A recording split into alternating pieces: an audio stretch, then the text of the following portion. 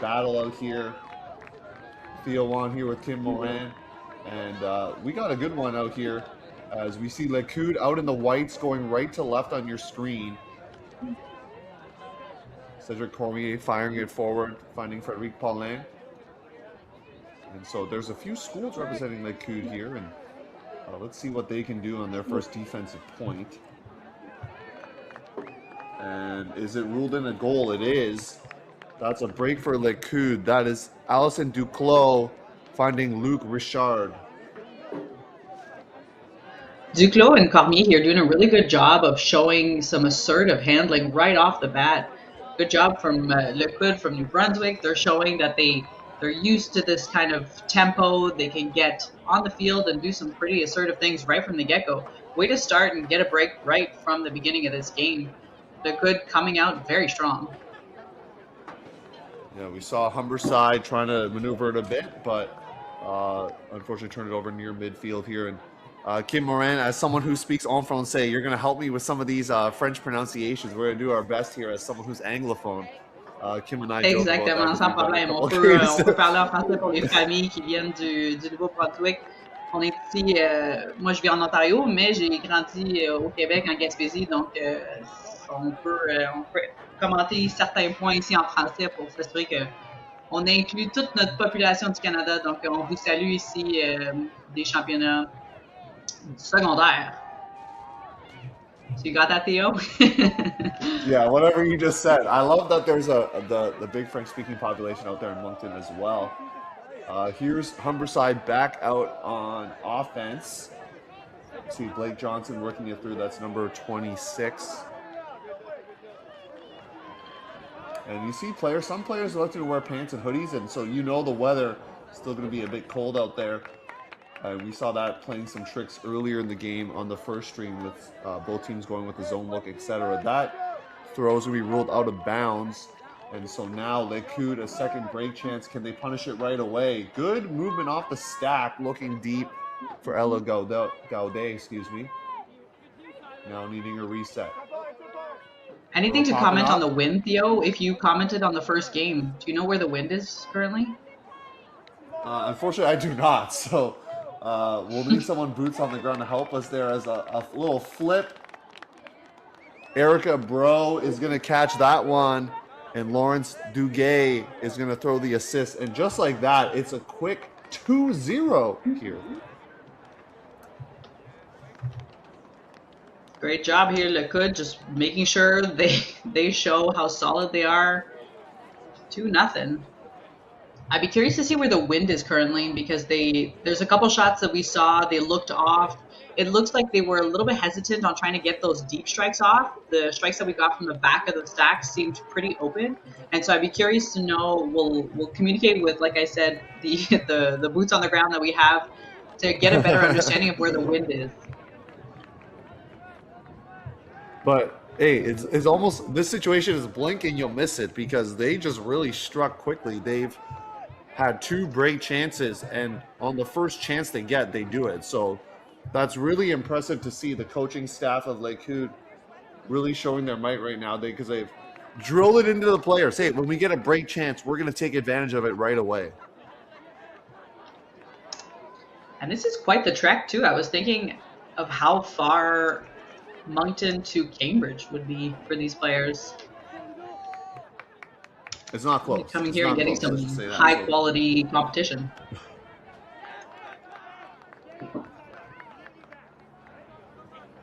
Little dominator here. We see the handlers trying to get open with the stack quite a bit far back on the field.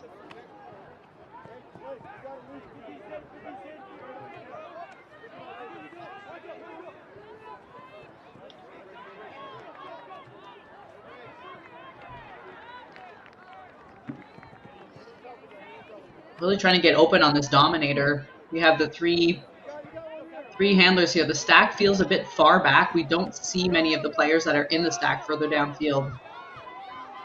And we have a shot to the end zone.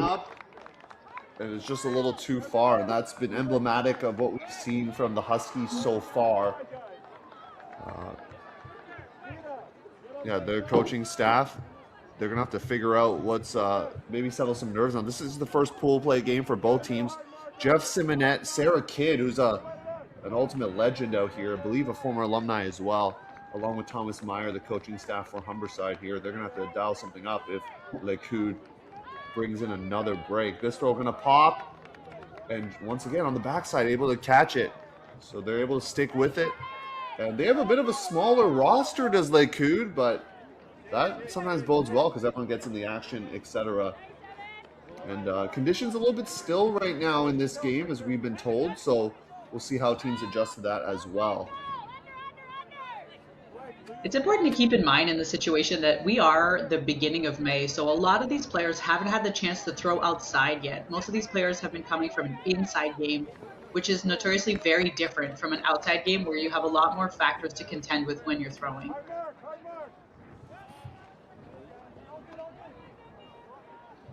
Couple turnovers now.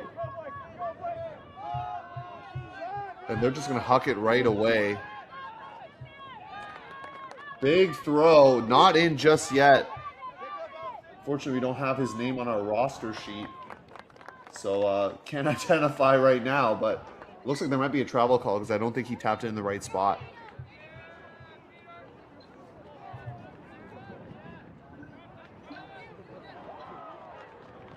Humberside really looking to putting those deep strikes. And that's an interesting thought in the game here. If you want a team to respect you defensively and to make sure that they are not poaching on the inside, it's really important for you to show that you have the ability to throw deep and to utilize the skills that you have. And so I respect Humberside here from keeping that attitude as they keep going in the game. Keep throwing those deep shots, seeing if you can get that space in your game to be one of your assets.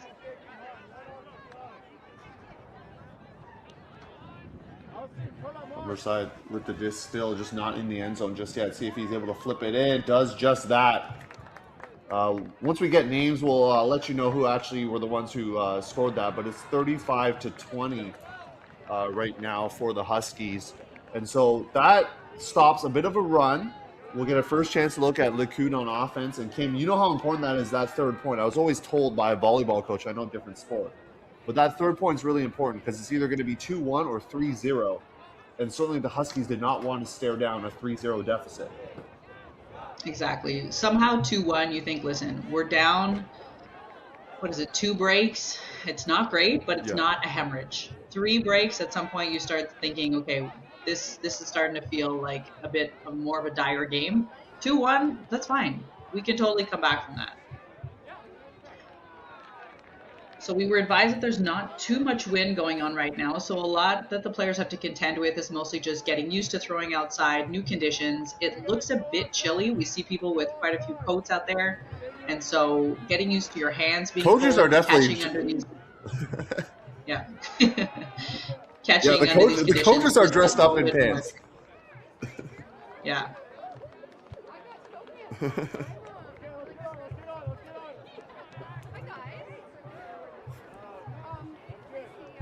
Some discussion here. There's a Humberside player on the field, but no one else has moved. So I think maybe perhaps a false start. We'll see.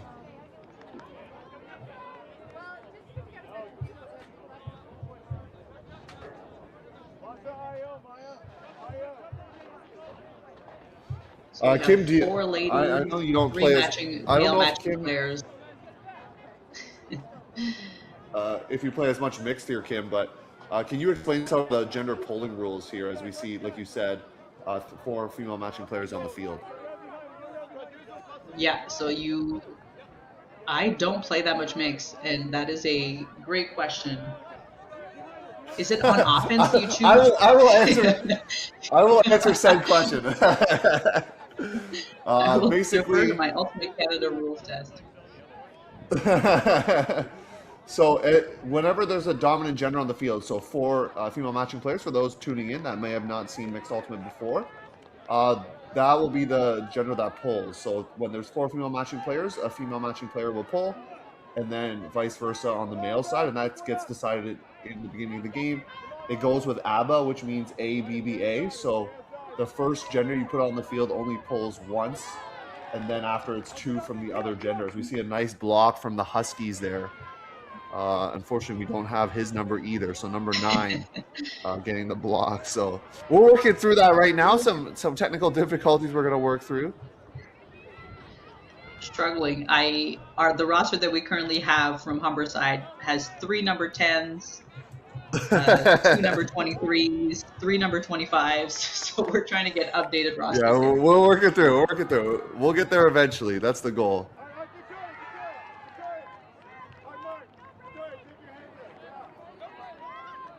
Laurence Duguay. Nice break that one. here. Maybe a little too hot.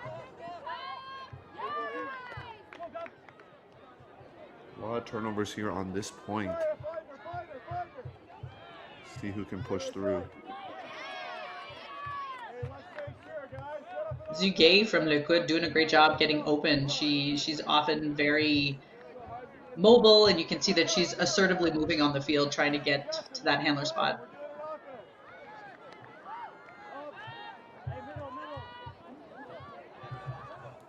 This is a break chance for the Huskies to try to tie it up. They are down 2 breaks, as we mentioned before, so they're trying to get one of those back right now.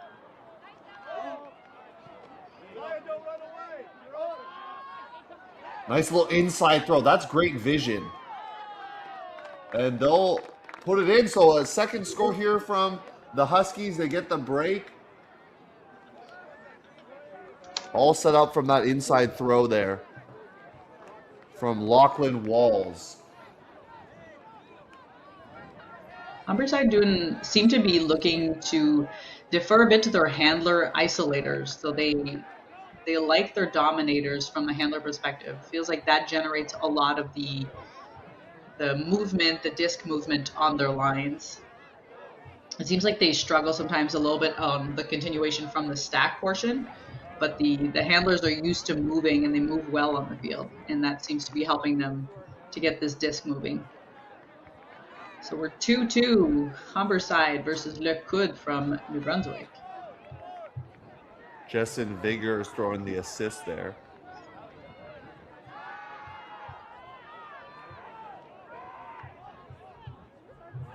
Did you play high school Ultimate? I played for Humberside, so the teacher that helps run the team, Mr. Wells or Stephen Wells, and Thomas Meyer, both of them coached me back in high school. I played with one GOAT legend that you might have heard of in Thompson McKnight. So he was actually at that high school as well. So that was really fun to be a part of that. So this is extra special for me calling my alma mater. Yeah, they said that they've been a team for 25 years. That's impressive. Yeah, the first appearance here. Le Coude has been at this tournament a few times now, and they've done pretty well. So you're getting a team that's kind of first experience under the bright lights, so to speak, whereas Le Coude has come 5th the last 2 seasons. So experience versus the new kids on the block, who's going to take it right now, and margin's pretty thin with the score tied 2-2 early.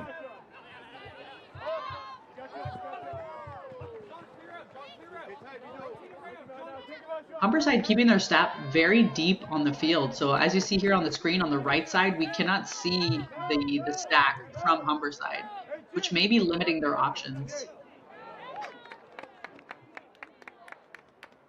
The point you made earlier that I want to talk about, Kim, is the outdoor throwing. You're right, because if you don't have a lot of chance outdoor throwing, it's really going to affect things, especially when you get out here.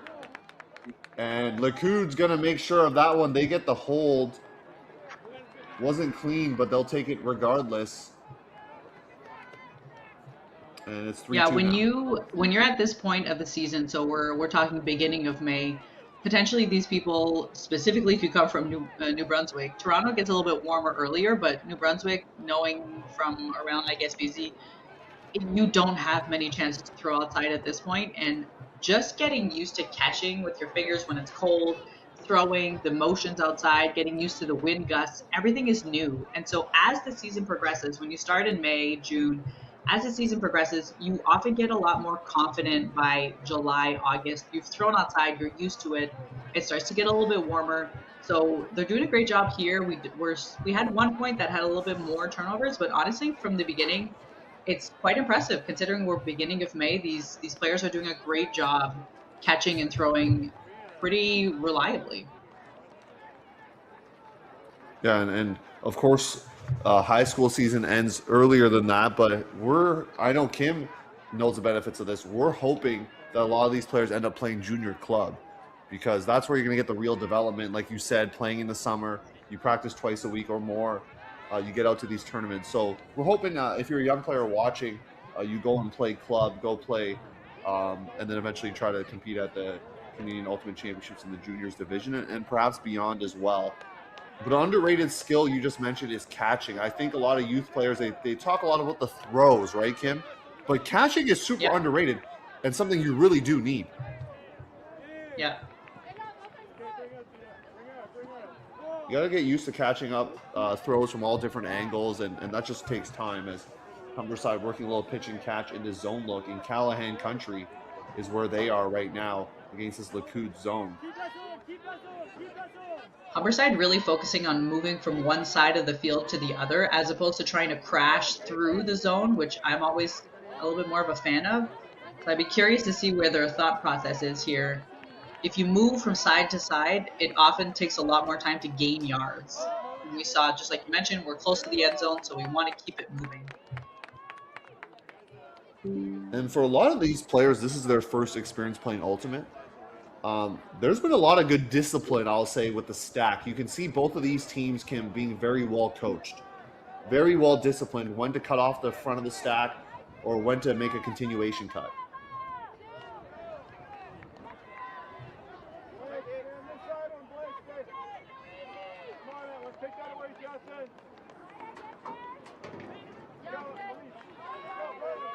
Blanc rifling that one, but a little too hot to handle. So Humberside gets another chance on O.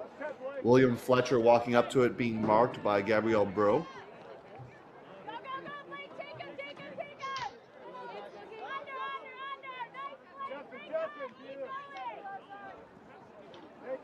Really working things through the male matching handlers right now are the Huskies. That throw a little too low, and so the Coude will have the disc past half field here.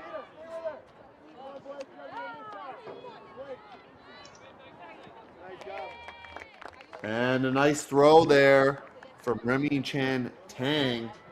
And that's going to be a goal and break for Coude. So that's the third break of this game for the New Brunswick side. And they're now up 4-2. Impressive play here. They've come here to show what they can do. Going up this many breaks on Humberside shows that you have quite the experience. Kim, you mentioned how far they travel that far away. You're here to play. You're here to make some moves. They want to win this tournament. I know they're in kind of the quote-unquote pool of death, so to speak, because they are the 5 seed in this tournament. Humberside being the 13 seed. So this is actually the 1-3 matchup in the pool. And then there's also Bowmanville lurking, who made it to the championship game a few years ago now. And so Coude is going to get tested here and hoping to bring that into their matchup with Bowmanville. But certainly there's a lot of game left, and you don't want to overlook what you're seeing from this Humberside team. They've shown some flashes, and they're just trying to dial in some of those throws, especially in the mid-range when they're working out of that zone. Exactly. And Moncton to Cambridge is a 15-hour drive. So unless they decided to attack a 15-hour drive, they probably flew. And so that's quite a significant investment for these players. It's a great visibility for them. They're doing a great job right now showing on the field that they can match up with these teams from these programs that have been there, like we mentioned for Humberside, have been going for 25 years. And so Coude really showing some domination there here this morning. Yeah, they're the team that has to travel the furthest. There's no other team in the East Coast except for them here. It's mostly Ontario teams, sprinkle of Quebec, and a couple Manitoba as well. So it's a lot of Ontario representation. With the tournament being in Ontario, makes sense. We'd love to see some BC or Alberta teams or even Saskatchewan make the trip next time out. Just continues to develop high school ultimate and beyond in this country. Lachlan Wells needs something. Little no pivot reset, not going to work. And Coude, they're sensing blood in the water, but as I say that, their throw also going to hit the grass.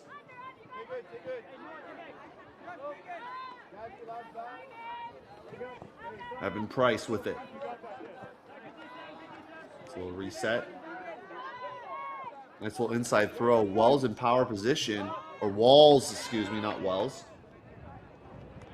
And Humberside on the move.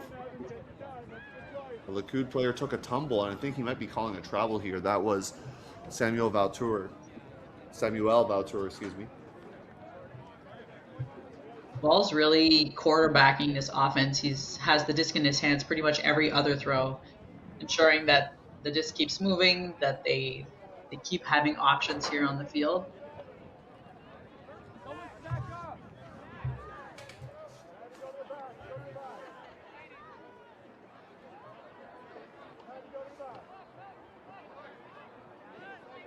DeWeed trying to get open in that end zone. Now Wall's not in. And eventually he will find his teammate Blake Johnson. Johnson actually caught the goal earlier, and through the assist earlier, and he'll get a goal now added to his tally as they get the hold. And that's huge for the Huskies, certainly. It was number 21, DeWeed, that scored that. I thought it was 35, but perhaps I was mistaken. So maybe it's Simon. I don't know if I'm not seeing things. Let me know if I'm seeing double here. We're trying to get these numbers correct. Yeah, and we do apologize if we did miss someone there. So I think we have the rosters updated now, so we should be okay. But nonetheless, team game. So Humberside, they got the score, so got the 3rd point.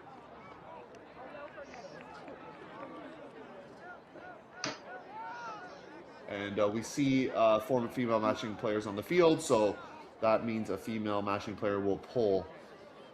And certainly that changes things, even how you run your zone. Having played mixed a couple of years ago on a team called Local 613 out of Kingston, the zone sets we would dial up with 4 female matching players on the field, and where we would place them would be very different than when we had 4 male matching players on the field. Often if we had 4 female matching players on the field, we would have a female matching mid-mid. Instead of when we had 4 male matching players on the field, we'd often have a male matching mid-mid. It would just depend. It would just depend on sort of the set we were running. So something to think about as we work through this new gender polling rules, which I think is great for the development of pollers from both sides here. As Xavier LeBlanc 100% agree. Working with it.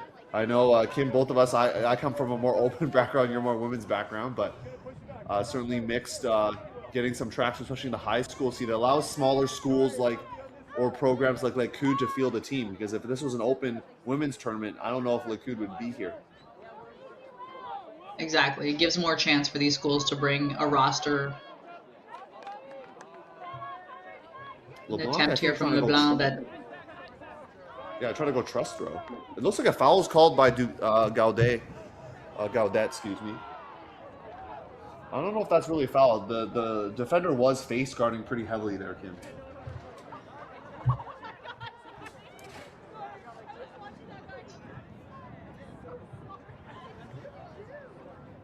So an important factor for those at home that are maybe not a little bit more as familiar with the Frisbee rules, but an important part of the game here is spirit of the game. And so if everything is self-refereed, you see observers that are on the field, but the calls that are made are supposed to come from the players and to be discussed with your corresponding defender.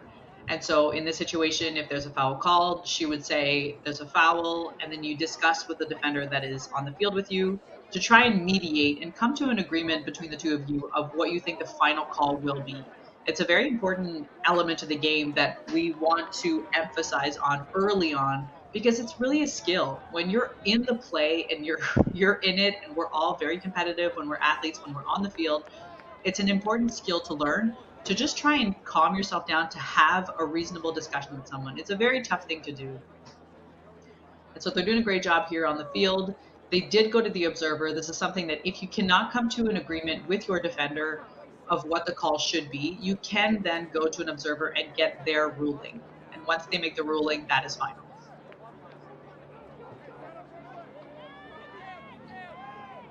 And so we see here there was a no foul call made by the observer, and so the disc goes back to Humberside.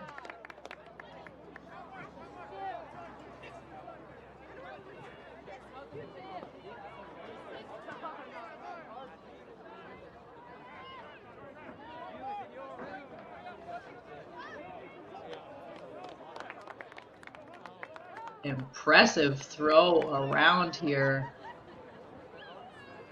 from, I believe, Duguay. I believe that was number 80, Duguay.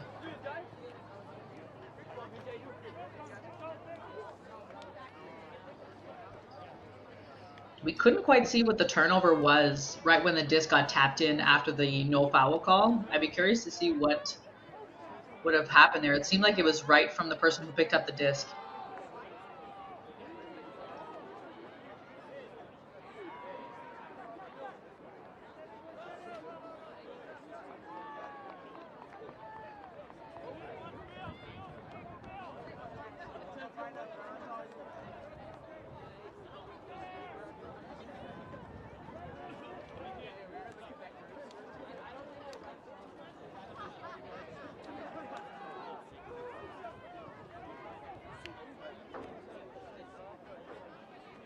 We mentioned this a while back, but it's a new ruling, or it's a recent ruling, that when you have 4 female matching players that are on the line, like we see right now from Coude, it forces the women, the girls on the field to learn how to pull, which is something that as you progress in Ultimate, it's a very important skill that women need to learn. And in the mixed game years prior, it was not a rule. You didn't have to let the females pull from the goal line.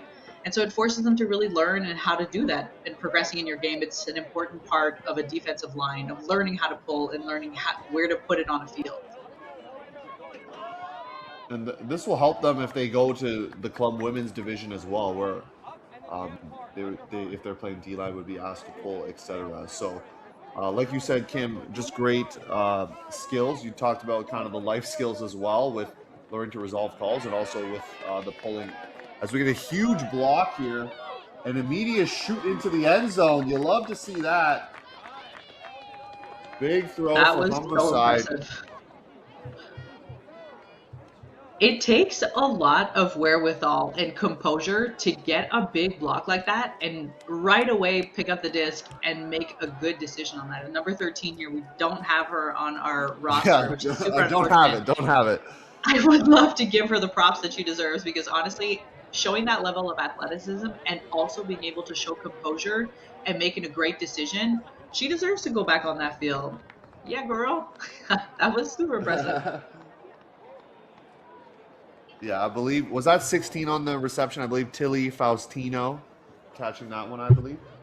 But 13 back on the field, and we are going to work on getting her name so we can give a shout out as well. Because you're right, be able to grab that disc and immediately go right into the end zone there. And something I've noted during this game is with younger players, Kim, they like to it can happen. You rush your throws or you kind of quickly think about what you're trying to do, but a lot of these players have been showing a lot of composure and kind of maybe not just making the first instinct, but taking time to really think through the decision they're going to make.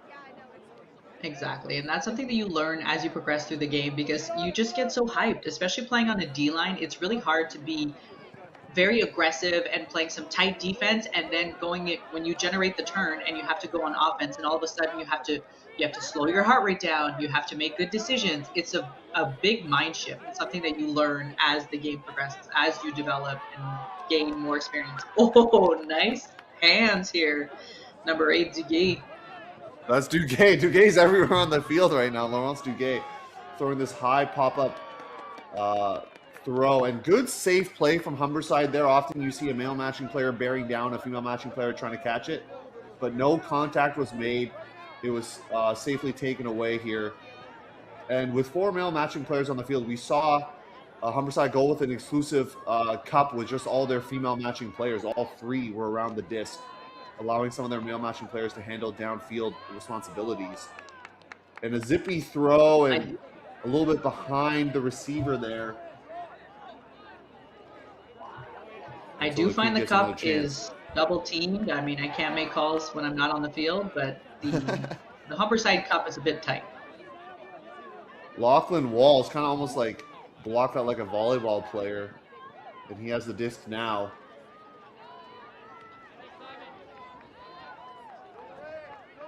Johnson immediately dumps it back.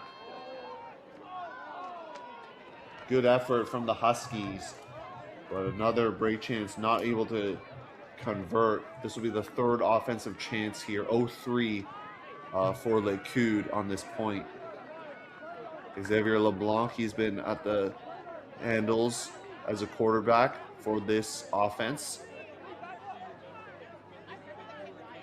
And so if you look at the cup that we have currently with the 3 female matching players from Humberside, you're only supposed to have one person within 10 yards. And so if you look at how the females are positioned here, they're a bit closer than the 10 yards for those at home who don't know or haven't been introduced to the double team rule.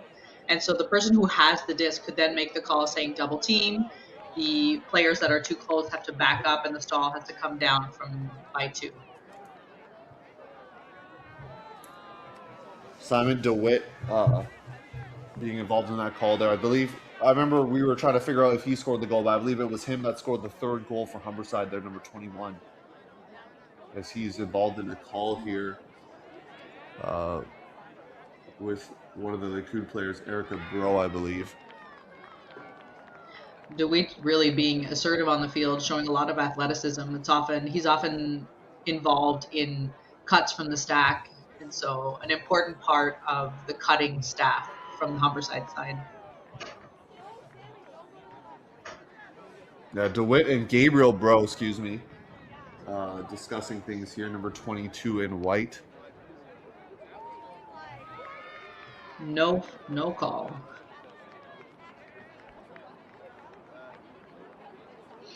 And as we mentioned a while ago, you can have the discussion with your player. If you guys can't come to an agreement, then you can go to the observer, which we just saw. They went to the observer who ruled no call. Throw too far for DeWitt. And this is one of the part of the discussion that Theo and I were discussing 2 minutes ago about having composure when things happen. This is yes, one of those exact moments.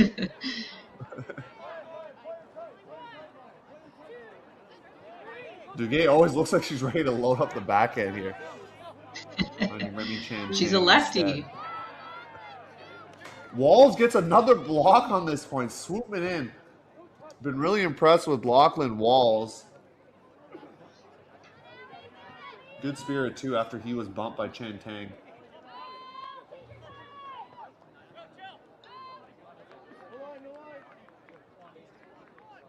Walls, couple fakes. Oh, DeWitt can't bring that one in. It looks like he was confused where the disc went. I don't think that's what LeBlanc thought he wanted to do. That throw came out a little odd. I think he's looking at the observer. Maybe he wanted to call a foul or something. That was a little odd from Xavier LeBlanc there, but nonetheless, it will be a goal for Humberside. Yeah, 2 instances. It looked like DeWitt also had that situation where you're kind of confused. You thought it was going to be an easy catch or an easy throw, and all of a sudden you're left kind of wondering what just happened. Jacob Belair finding William Fletcher. And it looks like Sandra Hansen, one of the observers, asking for a coach to talk to. You can see down the left side of your screen there, Kim. Wonder what they're talking about. I'd pay to be a fly on that wall. An interesting aspect of number 8 Duguay from Le Coude is that she is a lefty. And something that makes it a little bit tough in the Frisbee game is when you play against a lefty, because when you're coming down with a force, you often match up assuming most people are right-handed, and so you line up in a specific way. And her being a lefty, I feel like you mentioned a couple of points ago, you feel like she's always going to throw it, but a lefty is just always a bit of an anomaly when you're a defender. And so I feel that she does a good job utilizing that advantage. I think any sport being a lefty is an advantage. Yeah, it is in baseball, my sport that I love, and it is. I think even in basketball, I think it is really in most sports. It's good to be a lefty. So Well, fun fact, in let's get women's more lefties basketball, out AZ here. Fudd, when she plays for UConn, and her parents used to train her and tape her right arm to her, so she was forced to dribble with her left arm. Wait, really? Does Yeah, she shoot yeah, left-handed too, though, or no? yeah. They learn how to be. They can be trained, is what you're saying, Kim. Yeah, exactly. Okay, We like it. Hammer time. we love it. Latour is coming down with That was it. Yeah. Big difference on this one is we have a male matching mark on the field for Humberside. So they kind of switched up their defensive look. Throw popping up. Batted away, and second effort. Good one from Coude, but Humberside gets the block.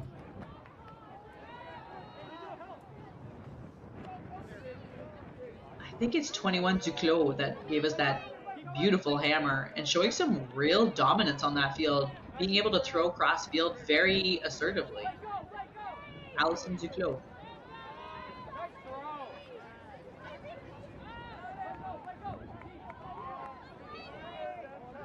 Evan Price now. A little backhand, and Humberside getting some movement, but not a lot. There's a lot of disconnection after it works with the handler, and then that's a drop there.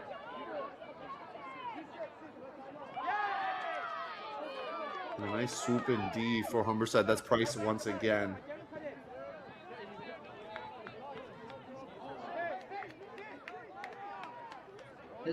We haven't seen a timeout yet called in this game. Okay, good call. You just Yes. willed it to existence. I will say that. And I so think we need a little Kim, reset here. yeah, they need a reset, and we're going to do the same. We'll be right back here for more action between Coude and Humberside.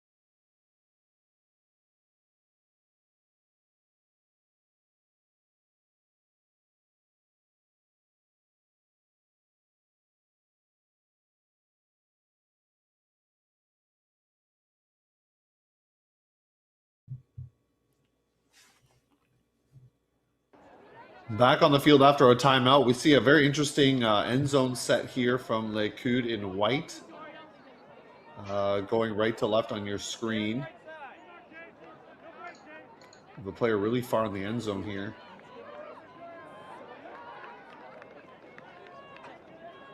Way to stick with it. That throw popped up a bit for Cormier. Now out on the move.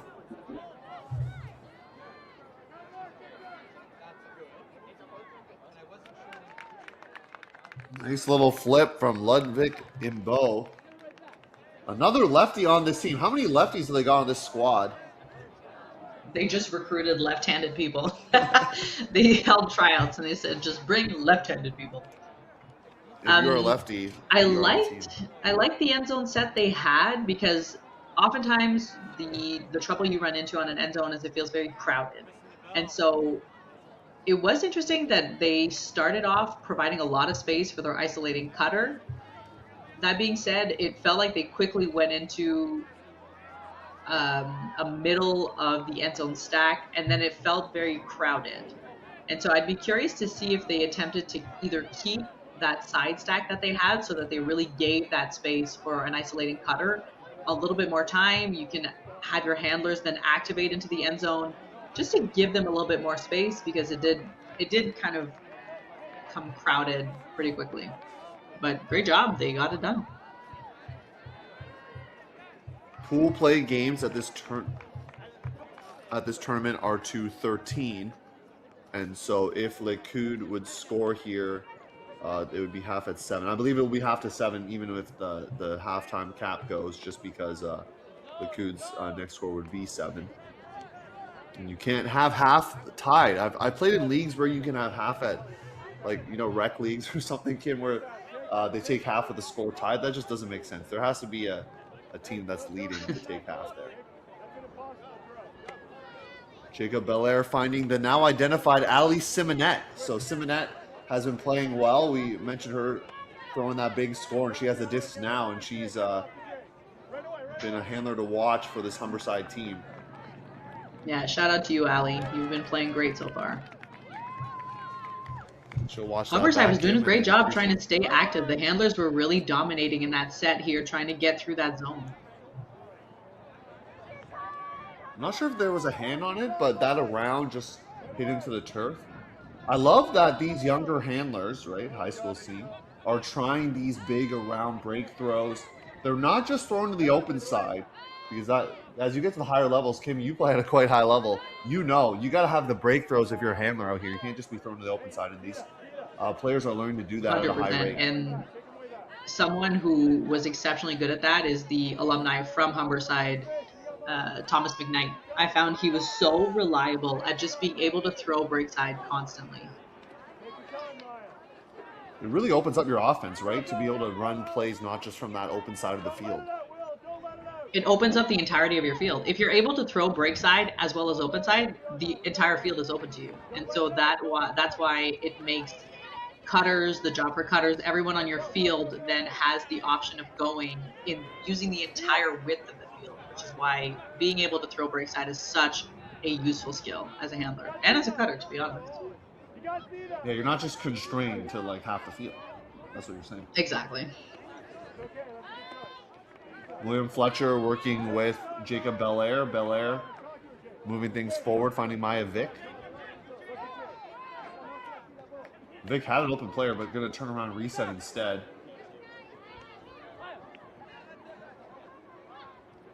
Belair putting in the work here, getting the steps.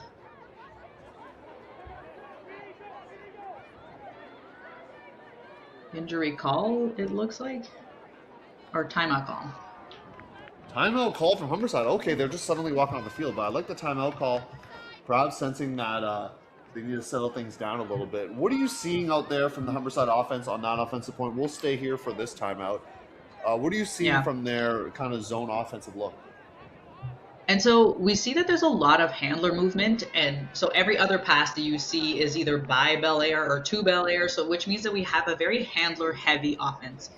And in this situation, you want to try and get your downfield cutters a little bit more involved. And so if you have them either moving with you cross field, so for this, we're kind of seeing the field on a diagonal, but I'm thinking from the left side of your screen to the right side of your screen. And so I want the cutters to move with the handlers. You want to try and get through the screen or through the field closer to the end zone. It goes from handler to handler to handler right now.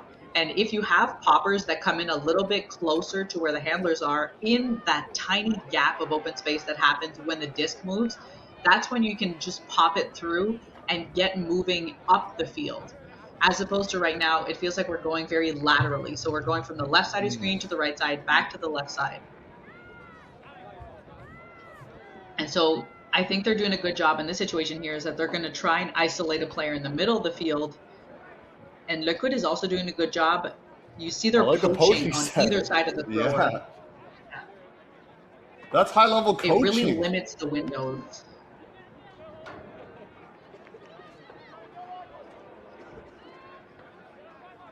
Walls. Finds his Walls target. to Ali. And Yeah, Alex Simonet. There you go. Our girl Allie. So when we saw the play set up, Wald was in the middle of the field, and Le Coude did a really good job of positioning defenders on either side of Wald, which means that if you look at the field and you're holding the disc in the middle of the field, if you have defenders on either side of you trying to prevent you from throwing, it limits the angle. I'm trying to explain this with my hands, and you obviously cannot see me, but it really shortens his windows, meaning that he can't throw in a diagonal on either side. So he's really constrained. It was a really good defensive positioning from Le Coude. Walls was obviously able to get the disc moving. He's a very strong handler, but I liked how they did that. What's interesting, I'm not sure if you noticed this in the audience at home, but Humberside's same line is out on the field. No one left. They scored and just remained on the field. So same gender ratio, same personnel. They're trusting them to get the break to take half here, as it's 6-all right now, the score line. So do you like that decision from the coaching staff? They're saying, hey, this line, I mean, there was just a timeout, so they got a bit of a breather. But they're going with the same group once again. And a flick pull from Simonet. That's a surprising one. You don't see that very often.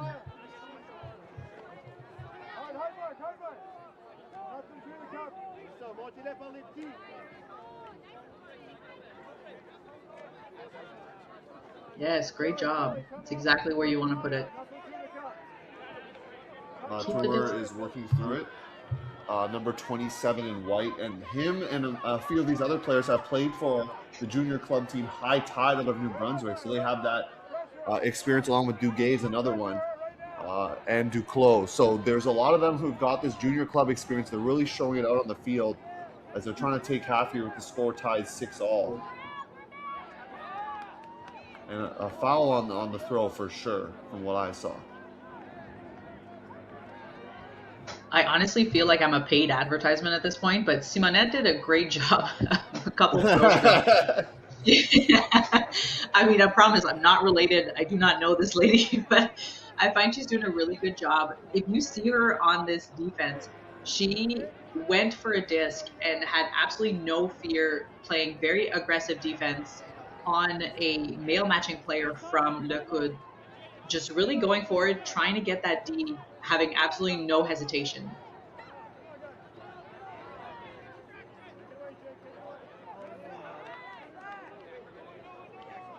They grab there from Vatour, because that keeps the possession alive. Throw pops up, and Humberside gobbles it up. Wells knocks the player incidentally, just with his momentum of trying to catch it. Yeah, Duclos seemed okay with that contact. It didn't seem like she felt it was too aggressive. Out on the move here. Belair. You said he was going every other on the last point. We're seeing it right now with Fletcher. Now it's Walls. Simonet getting involved. We know that. High stall, very open player, and putting it out to Jacob Belair, and they'll take half. 7 minute half. That was great vision from her. It takes a lot of skill to then, when you're at a high stall count, and especially because she had dumps on either side of her, so open side and break side, it kind of felt crowded on her, and for her to have the wherewithal to be able to see someone in the end zone and to then throw a great throw to that male matching player, it takes a lot of good field vision. So add that to her list of great things she does. Good job, Simonet. Huge play for Humberside as they take half, 7-6, and we're going to take a quick break as well. We'll be back in a couple of minutes. Half action, stay tuned for more.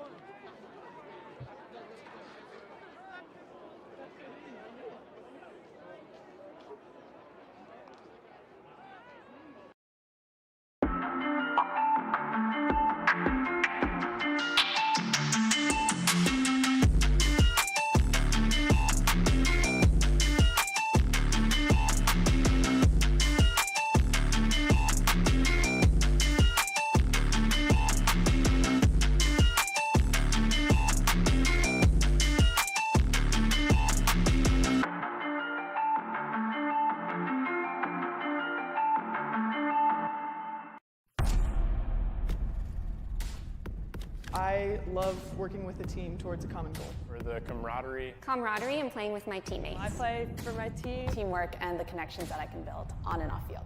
For the community and the exercise. Because of the community and the competition. I like playing Ultimate Frisbee for the competition. I play for the competition and the fun. For fun. Because fun. I love getting to work hard. You get out of it what you put into it. Leave everything out here. Every time I step on the field, I want to be a better player. You know, give something people to talk about. Be happy but never satisfied. To step away from real life and focus on Frisbee. I play because I love Ultimate. Find your drive. Find your drive. Find your drive. Find your drive. Find your drive.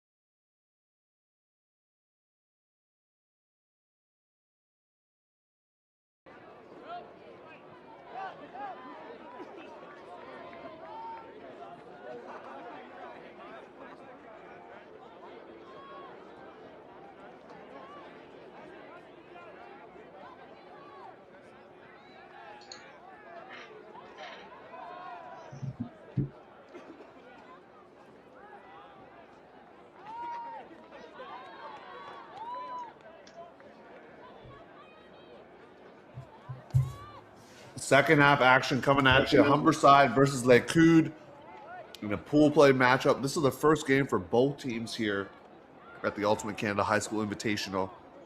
Theo on here with Kim Moran. And Kim, Humberside looking pretty strong, scoring the last 2 points and ended up taking half. Yeah, they started off the game here. They tried to put it deep a couple times. I think that created a couple of their turns, and it feels like a little bit later on in the first half, they just tried to more of a small ball, trying to get those passes completed, making sure they could get 100% on the board, and it felt like it changed a lot of their offense. They have a very handler-heavy offense, which means that they like to give the disc to a dominating handler every other. And it's something that works well for them, honestly. I find that they're able to get it moving along the field through a zone or either through their vertical offense.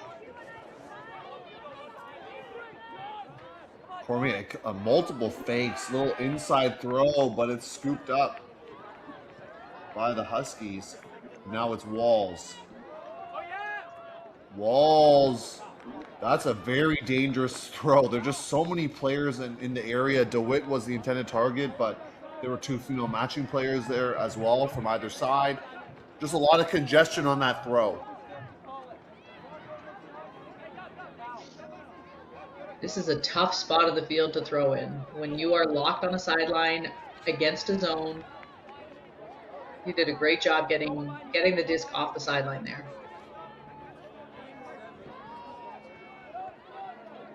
Great hands. Good grab there from LeBlanc. That's Xavier LeBlanc. We've said his name a lot. I didn't know if that was a 7 or a 1. Thanks for that. Yes, LeBlanc really dominating. Speaking of dominating, that's Lachlan Walls. That's got to be his 3rd or 4th block of the game, number 32. He's been all over. Looks very confident, assertive on the field, Walls. And making safe plays too, I might add. He's making blocks where he's actually being safe, avoiding contact. We just came out of a break for halftime, and Humberside going to call timeout. I think some of the coaches, you could see on the screen, I'm not sure if they were totally stoked on the timeout call, but time is not on the side of either team. There's a time cap, hard cap specifically, at 1:20 local, so that's 21 minutes from now. Humberside sensing the importance of players. I'm not sure if they were instructed to call a timeout if they got near the end zone, but they choose to do just that. And so they're trying to punch it in, being calm and composed here. Yeah, and sometimes when you have the opportunity to call a timeout on a sideline or on close to the end zone like this, you can then set up a set play. You can practice your end zone, making sure that you're able to get that, to punch it in, make sure that you get that point. And so here they can set up a specific play that they want to run and generate a point a little bit more convincingly than you would if you were just free balling. Yeah, sometimes there's benefit to, we've seen it in NCAA basketball where you don't call a timeout, you just let the players play. Sometimes there's benefit to that. So, and sometimes you want to control it a bit and you let them, settle things down. So the coaches and the players know each other better than we do out here in the booth. So they'll know what to call that's best. DeWitt isolated, fakes out, goes in, and just like that, they get the break out of half. So they dialed up the play call, sucked the defender out into the deeper space of the end zone, and then comes back in for the score. Huge for Humberside. Remember, they are a lower seed in this pool. They're actually the lowest seed in this pool. So this is important. This is the 4 versus the 2. So you don't often see a 4 beating a 2 at a tournament in terms of pools. So looks like a card. Is that a card given out? Looks like that. From Sandra Hansen. Some of the players, this might be the first time they've ever played with observers, so they might not even know what the cards are for. Exactly. It looks like she's putting them away, so I would agree with you. I think some similar players. I've noticed Humberside's line calling strategy. Often, if they get a point, they're going to run a lot of the same players back. And it does make sense given some of that momentum that they may need here. We see, believe that is Wolf Fletcher. He's coming on the field. I think there's a gender. Oh, no, the gender I think stay the same. They're just switching somebody off here. So Wolf Fletcher coming on, and we'll see what he can do here as Salim coming off the field. Had a Hodges Salim there.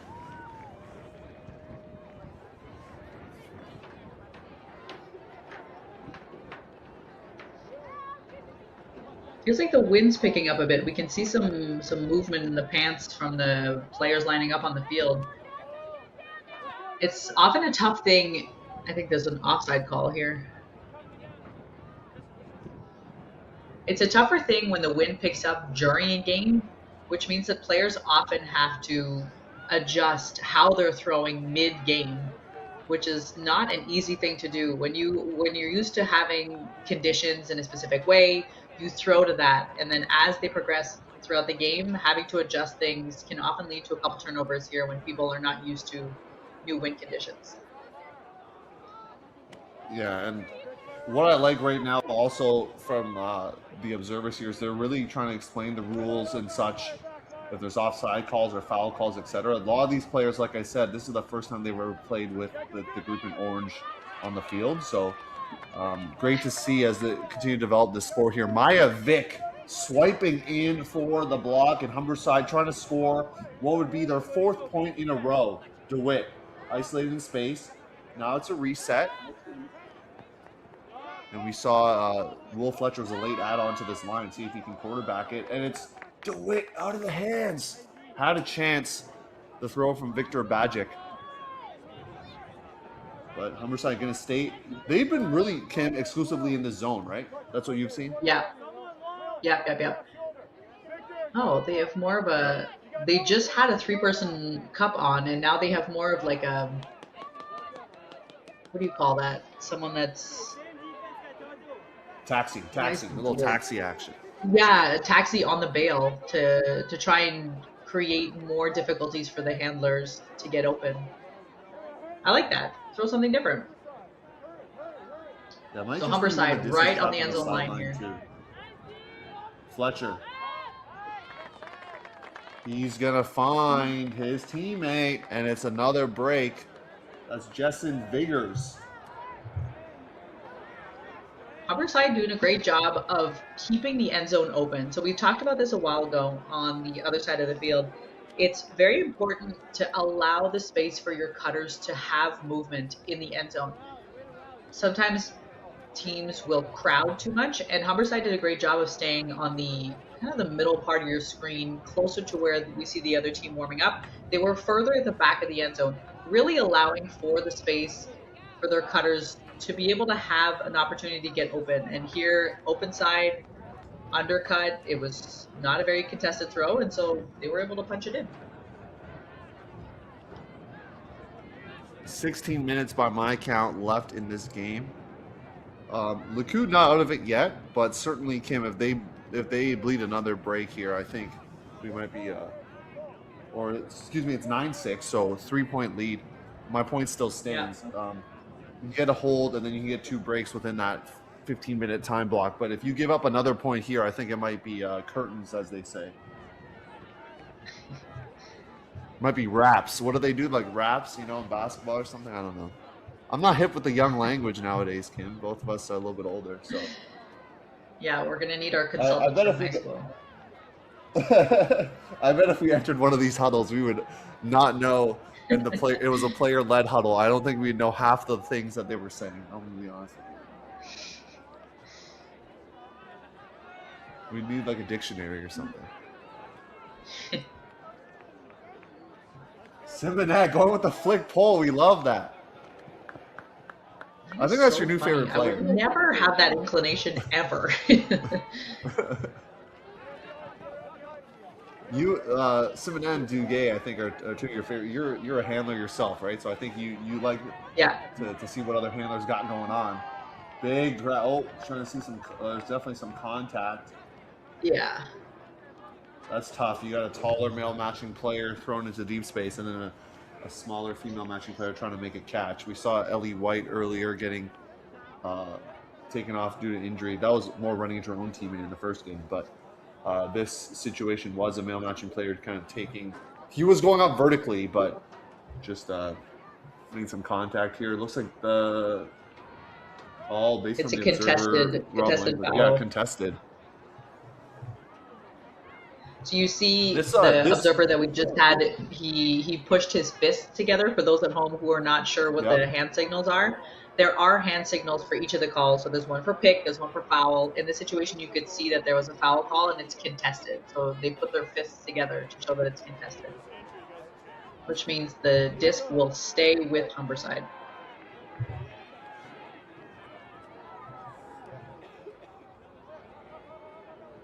This discussion isn't helping Le Coude, though, so they might want to. I'm not sure if a coach is going to be instructing them to kind of speed things up here, but this discussion is really not helping their cause in terms of the time. So they're going to want things to be resolved a lot quicker than this. I think it's one of those situations, like you mentioned earlier, is that you want to try and teach these younger athletes aspects of the game. So you run into a difficult situation. It's good. It's good for development, but not good for Le Coude if they're trying to come back in this game. I will say that.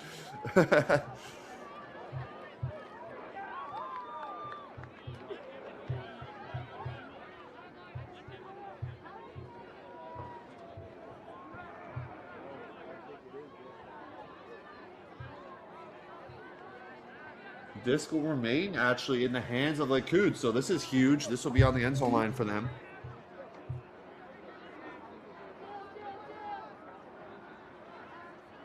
And to make sure not to crowd the handler here. Reset off. Finding LeBlanc. I think it was going to be out regardless, but it's going to be a bobble, and I'm not sure why there's more discussion happening. I believe it's just a straight turnover from Le Coude. Me.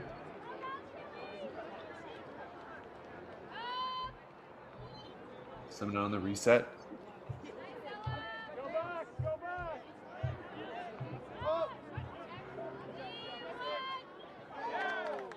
Big grab there. This might be a strip call. That was a huge play from Cormier. He really elevated there.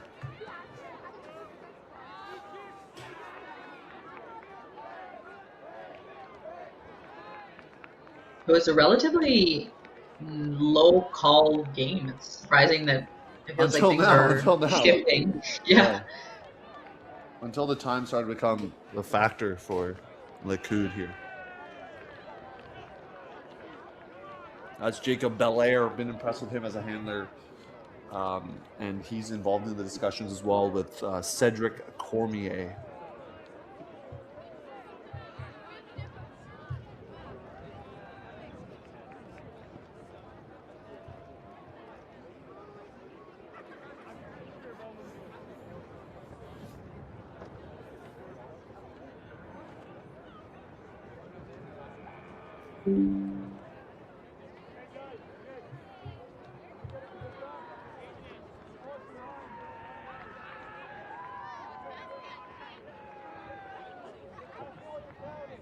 You saw Sandra Hansen point to her watch, like, "Hey, there's time going on." So let's keep it moving. Yeah, I didn't say it. You said it. Nice cut. Oh. Now is that going to be called up? Yeah, play has really stagnated here. You're right in terms of the calls, etc. I think it has to do with the wind. So we can see some of the players, they look like they're hesitating a bit to throw towards the other end zone. So how am I supposed to explain this in a context? So you don't have the picture. Exactly. So from the right side of your screen to the left side of the screen, it feels like the wind has really picked up, and you can see that it appears to be coming from the left side to the right side. And so it feels daunting when you're on an end zone, you have to throw up wind when you haven't thrown up wind all game. And all of a sudden, the way that the mechanics of your throwing has to be adjusted mid-game. I mentioned it a bit earlier, but I think it's forcing Humberside to have to reconsider a little bit of how they throw.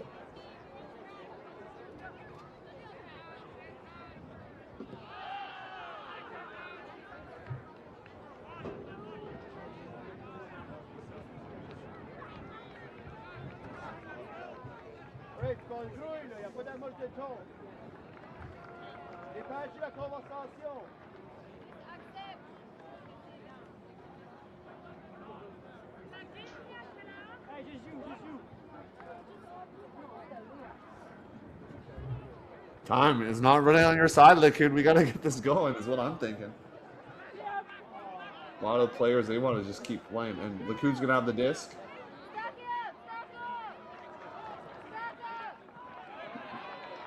And I believe there's a pick called as well. That's why some players stopped downfield. This is just becoming a lot of calls right now.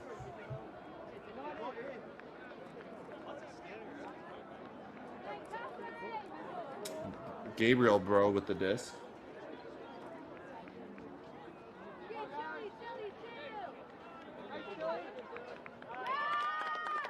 Nice little inside throw from 22. That was nice. They need that. Players coming out to celebrate. They need it. They need more of it right now if they want to make a comeback. Only down 2 now. 8 minutes to go.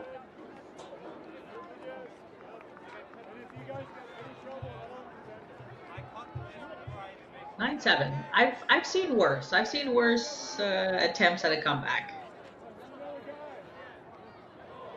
Oh, I also stand corrected. The hard caps at 75 minutes. The games are scheduled for 80 minutes. So actually, they would have to score quite quickly here. Does Le Coude. So just looking at the official tournament rules out here. So this is like, they need to get like a Callahan or like a quick short field turnover, because yeah, the time is not on their side once more, now that I know the hard cap is actually at 75 minutes.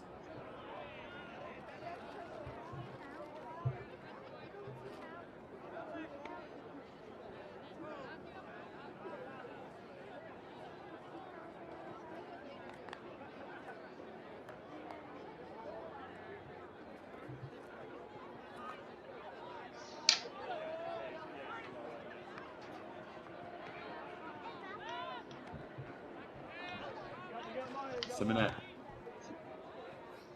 finds Fletcher. And then Walls, Fletcher, and Simonette. We've said those names multiple times because they've been the key cogs for this team. Walls, especially on the defensive side. They've already worked it towards midfield, and this might be able to seal it with the hard cap going to go soon. So the 4 seed coming into in this pool. First pool play game, and they're trying to shock Le Coude. They are actually the 13th seed in this tournament is Humberside. And the Huskies really showing things off. Simonette trying to end it with a nice throw, but instead it's picked off. Duclos has been doing a great job here from Le Coude, because she was trying to get kind of a heads-up D when she was playing against Simonette, and making a good effort to stay involved here on offense. They're doing a good job. Saw the horn go off. Side.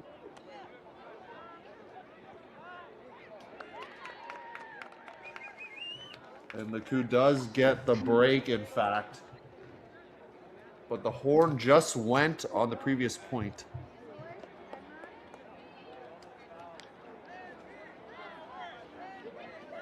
So that is going to be the game. You can see one of the coaches for Le Coude doing the game over signal. So, you know, I understand the time cap with the way things are scheduled, but it's always weird to me to have the losing team score the final point. It just doesn't make sense to me, but I get with scheduling purposes, etc. But Humberside's going to take it. They give up the final point, but they have more points overall. They'll take it 9-8. Big upset, 4th seed in the pool over the 2nd seed in the pool. Huge way to start your tournament for the Huskies. Kim, any final thoughts before we sign off here? I think Le Coude showed a great level of expertise at the beginning. They tried to hold on to it, but Humberside, with their 25 years of program experience, just was able to inch them out here at the end. Yeah, they're going to take it. We got more action coming for you. ECI Rams versus St. John's Ravencourts Eagles. That's a 1-2 matchup in the pool. That's going to come at you at 1:30. And then, Kim, you'll be back on the call for College Notre Dame and Kingston Secondary School at 3 o'clock local. So stay tuned for those two games. We thank you for tuning in, and we'll see you in a bit.